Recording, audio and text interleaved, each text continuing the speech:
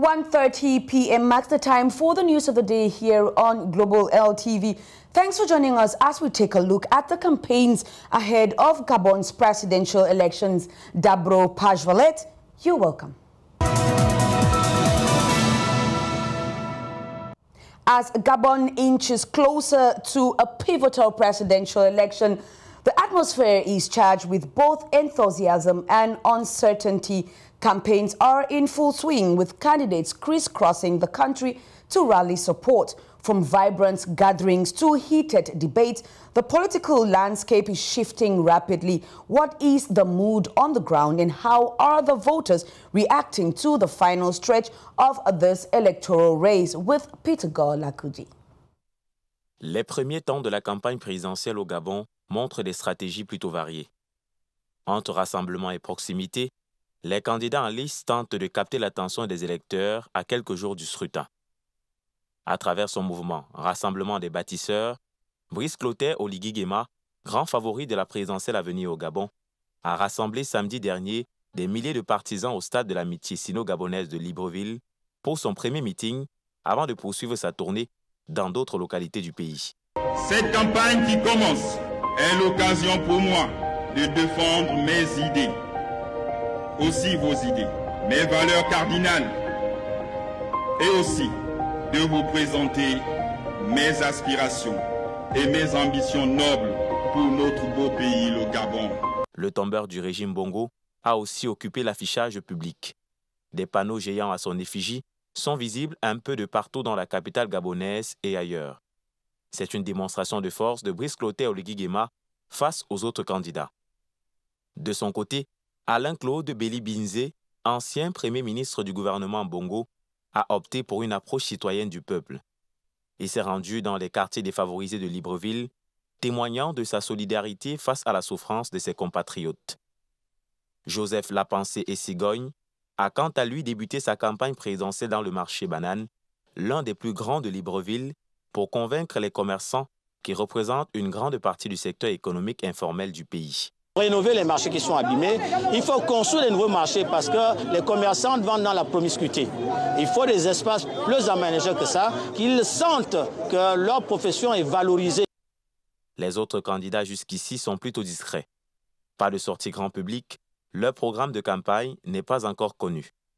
Pour certains Gabonais, le sujet de la bonne gouvernance, véritable problème du pays, devrait être au centre de la campagne. Les Gabonais auront besoin des candidats qui fassent d'abord un bilan sur la gouvernance passée, sur la malgouvernance passée, et qui proposent aujourd'hui à ces Gabonais-là des projets de société concrets par rapport à la bonne gouvernance future. Parce qu'aujourd'hui, on a soif d'alternance, on a soif de démocratie. Donc, les thèmes vont tourner autour du développement, la citoyenneté, de nouveaux changements de comportement et de mentalité. Pourquoi pas de rupture avec la malgouvernance et les acteurs passés. Il reste encore 10 jours seulement avant la fin de la campagne, l'élection étant prévue le 12 avril prochain. Rappelons que ce sera la première fois dans l'histoire du pays qu'aucun candidat à l'élection présidentielle ne représentera une formation politique. Cela ne s'était jamais passé depuis l'avènement du multipartisme au Gabon dans les années 90. The election campaigns in Gabon is in full swing, and all eyes are on the candidates in the race. Each brings a unique style, program and vision for the country's future, vying to win over an electorate eager for change. Who are these key contenders and what sets them apart? Let's take a closer look at the candidates for the highest office in this report with Paul Ines Otto. Mes chers compatriotes, je suis candidat pour poursuivre l'œuvre entamée au lendemain du coup de la libération, le 30 août 2023. En tête de liste, Brice Clotaire Oligui Nguema, le favori du régime militaire. Ancien chef de la garde républicaine, il bénéficie du soutien de l'appareil de l'État et se présente comme l'homme de la stabilité. Son défi sera de convaincre qu'il peut diriger en tant que civil après avoir pris le pouvoir par la force. Alain-Claude Béli-Binzé, l'ex-premier ministre en quête de renouveau. Malgré son passé au sein du Parti démocratique gabonais, il mise sur son expérience politique et sa connaissance des rouages de l'État pour séduire l'électorat.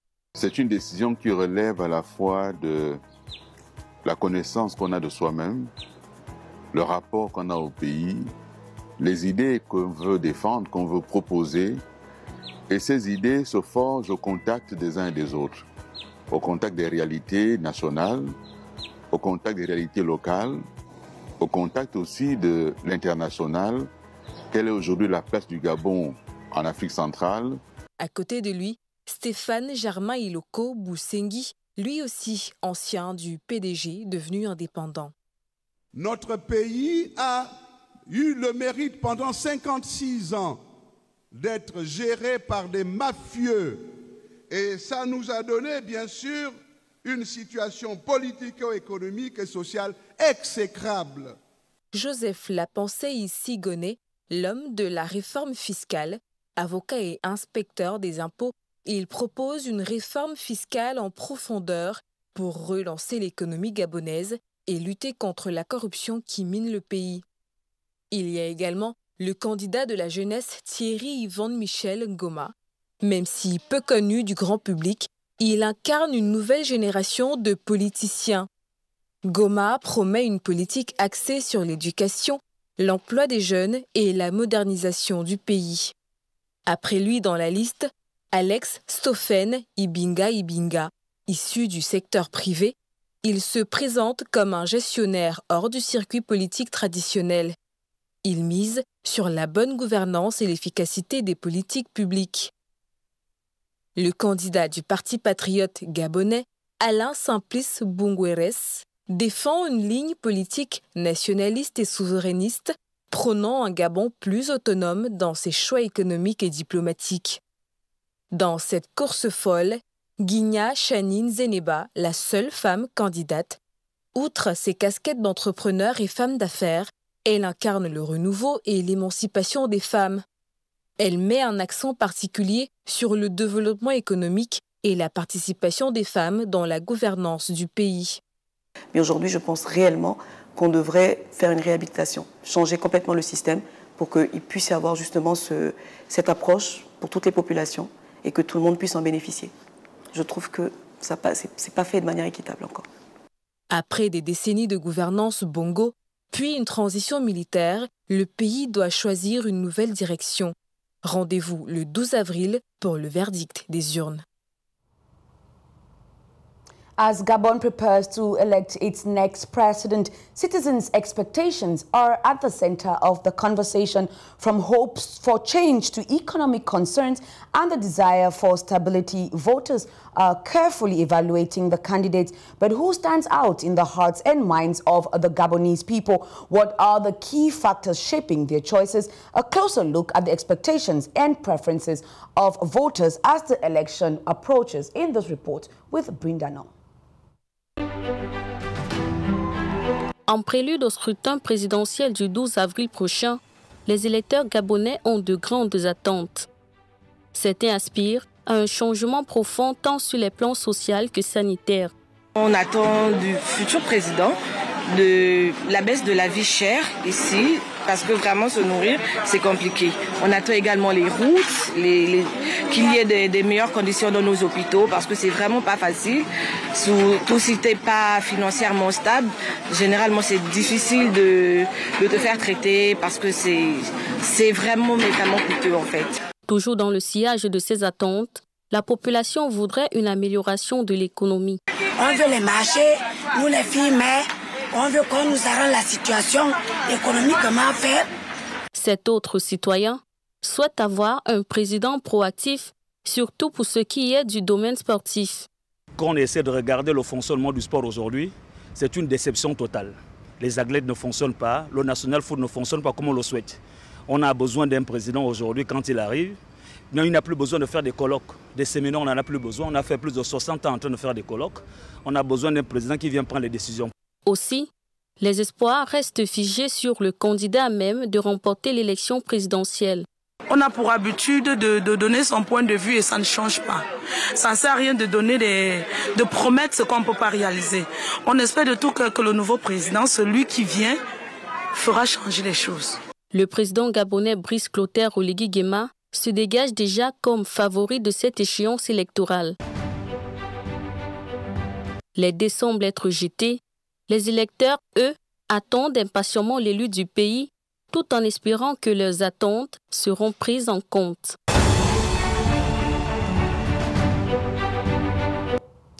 Among the candidates running for Gabon's presidency, one name stands out: Brice Clotaire Oligui Nguema, a career military officer and a key figure in the country's recent political transition. His campaigns has sparked both curiosity and debate. What is his strategy? How does he position himself against his rivals? A closer look at the candidacy and campaign of the man aiming to lead the nation. Joy Ngong tells us more. With just days to go before Gabon's presidential election on April 12, all eyes are on Brice Clotaire Oligui Nguema, the country's transitional leader and one of the most talked about candidates.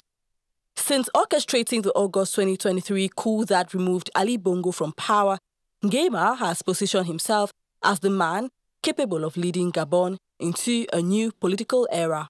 Mes chers compatriotes, je suis candidat. Dear compatriots, I am a candidate to follow up on the work which started the day after the liberation coup on August 30, 2023. Following your call, I want to continue to work for the consolidation of national unity on which we are building our future.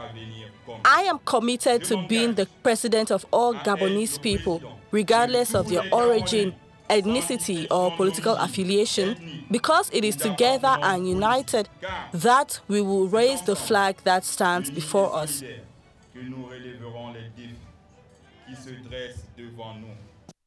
Nguema's campaign revolves around three major themes: institutional restoration, economic revival, and the fight against corruption. Libreville, on the outskirts of Cap Esterias, is saturated. There is no more land. You need a lot of money to build on the sea like in Dubai. We don't have any. The only spaces we have left are here, Andem, Cocoa Beach and others. So to these people who have come, to my dear mother, the head of the canton, I ask you to accept the others, because there are Gabonese who will come and settle here. During his time as interim president, Oligui Nguema introduced a new electoral framework, a revised constitution, and economic measures aimed at improving governance.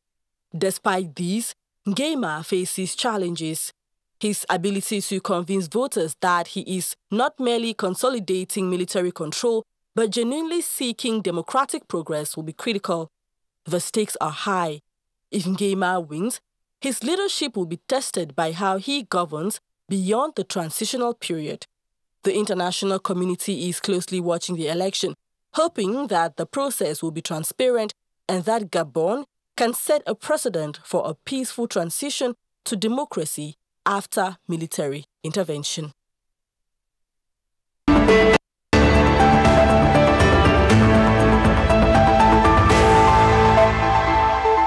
Now on the N4 bonus page, permit us to take you over to Niger, particularly its capital, Niamey, to discover a genius young Inoussa Seyni, who manufactures lamps, speakers, gas stoves, and children's toys using waste materials. Let's follow up this report by our correspondent Jean-Marc Bicoq. Talentueux et ingénieux, Inoussa Seyni est un jeune Nigérien qui fabrique depuis tout petit de nombreux objets à base de déchets. Ce matin, nous l'avons suivi au centre éducatif du Musée national Boubou Ahmad Niamey pour nous expliquer comment il procède. J'ai fabriqué ce Bluetooth à partir des bouts du chargeur et d'un haut-parleur endommagé.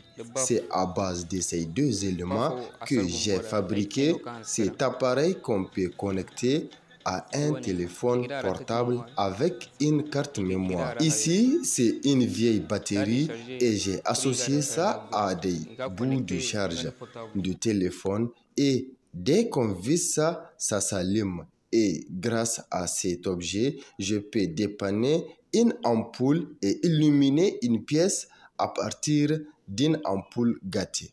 Ici, c'est du gaz. J'ai mis À l'intérieur de cet objet, de l'essence avec de la poudre de la batterie, du sel gemme et du sel de cuisine pour que ça produise du gaz domestique. J'y mets de l'eau. Je n'ai pas encore achevé le processus, j'y travaille encore. Et ces jouets pour enfants, je les fabriqué avec des télécommandes endommagées, des téléviseurs et des vieilles cassettes. Inoussa Seni n'a jamais été à l'école, mais grâce à son génie, il suit depuis quelque temps une formation au centre éducatif du Musée national Boubouama pour développer son génie. Gabidan Abdourahman, directeur général adjoint du Musée national Boubouama de Niamey, nous raconte comment il a connu le jeune Inoussa Seni. C'est un enfant qui a beaucoup de talent, c'est un enfant qui a beaucoup d'aptitudes professionnelles, comme l'a dit tout à l'heure le directeur du centre, et c'est un enfant qui crée. Et nous, au niveau donc du centre éducatif, nous sommes dit qu'il fallait lui offrir d'autres opportunités, donc à travers une formation initiale où il va savoir lire et écrire, puisqu'il n'a pas été à l'école, je précise, il n'a jamais été à l'école. On va aussi lui offrir une possibilité de faire de l'électricité, donc il l'a déjà fait, et il est actuellement au niveau donc de l'atelier menuiserie où il va apprendre aussi à confectionner, à fabriquer des choses dont il aura besoin. Passionné, Inoussa Seni contribue de façon remarquable à la transformation des déchets à travers son travail. Il devrait bénéficier du soutien in extenso de l'État car il a beaucoup apporté pour la nation. And it is with Inoussa Seni's ingenuity that we end today's edition of the News of the Day here on Global LTV. Ladies and gentlemen, stay tuned to this channel and of course, stay blessed.